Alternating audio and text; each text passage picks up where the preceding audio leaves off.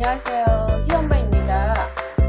오늘은 집에서 간편하게 해먹을 수 있는 인절미 알려드릴게요. 찹쌀 400에 맵쌀 100 4:1로 섞었어요. 그래가지고 어제 밤에 물에 푹 불려서 이렇게 채반에 물을 빠지라고 이렇게 해놨거든요. 요거를 그러니까 전기밥솥에 밥을 해가지고 인절미를 만들게요. 여기에 중요한 포인트는 밥 물량인데요. 밥 물량을 정확하게 알려드릴게요. 이렇게 밥을 전기밥솥에 넣어서 여기에 소금을 한 꼬집, 두 꼬집 정도만 넣어주세요. 소금을 두 꼬집 정도 넣어주시고요.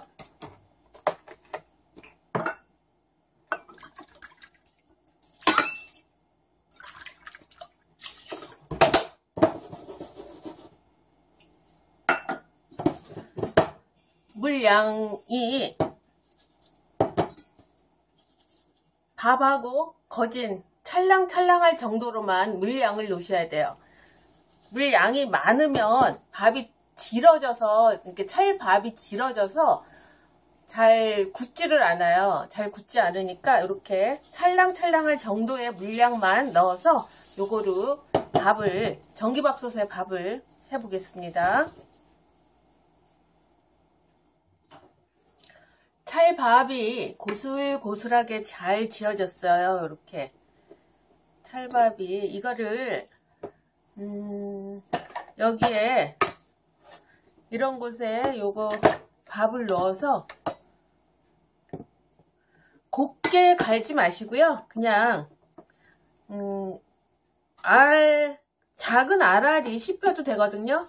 작은 알알이 씹혀도 되니까 이렇게 가셔도 되는데, 여기에 다 갈면 칼날이 망가져요. 이게 칼날이 망가지니까 칼날이 좀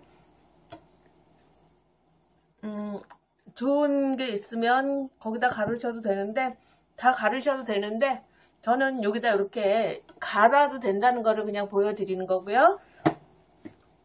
절구에 저는 갈겠습니다. 절구에 가는 게 아니라 절구에 찧어 보겠습니다. 절구에 찧어서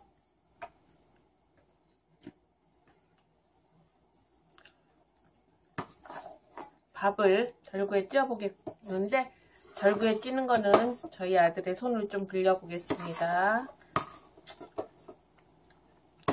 아들, 도와주세요. 물을 한 번씩 묻혀줘 가면서, 살짝만 묻혀주세요. 이렇게 묻혀줘 가면서 이렇게 빠야 되는데, 저기 돌절구 같은 거 있으면 좋을 것 같아요. 옛날에 그런 돌절구 같은 거로 이렇게 빠시면 더 쉽게 잘 빠지지 않을까 싶어요. 이것도 한번 돌려볼게요.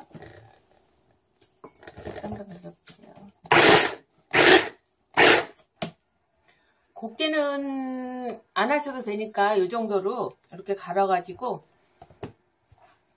밥알이 송글송글 있으니까 이렇게 이 상태로 해서 찰 인절미 하셔도 괜찮아요. 요거를 이제 콩가루에 바닥에 깔아서 콩가루 위에다가 얹어서 잠깐 굳혀서 잘라 볼게요.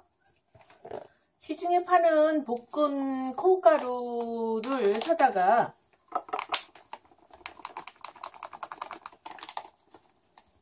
한 컵 정도, 한 컵 조금 넘을 것 같은데, 여기 콩가루에다가 약간의 설탕만 넣어주세요. 약간의 설탕을 넣어서 잘 섞어주세요.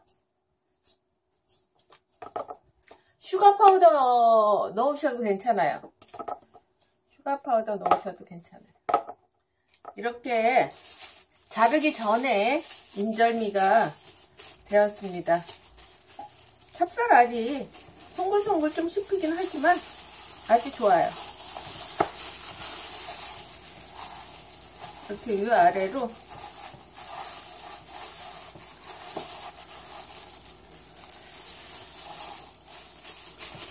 맛있겠죠?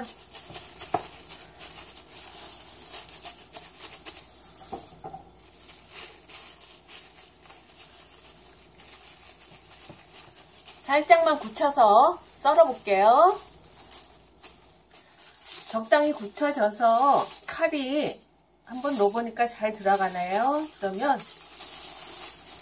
그냥 포장하기 좋은 사이즈로 그거는 편하게 잘라서 낮게 포장해 놓으셔서 냉동실에 넣어 놨다가 아침에 하나씩 꺼내서 드실 수 있게 편하게 그냥 포장하시면 돼요. 이렇게 잘 잘라지니까 저는 좀 큰 사이즈로 넓적하게 해서 좀 잘라 볼게요.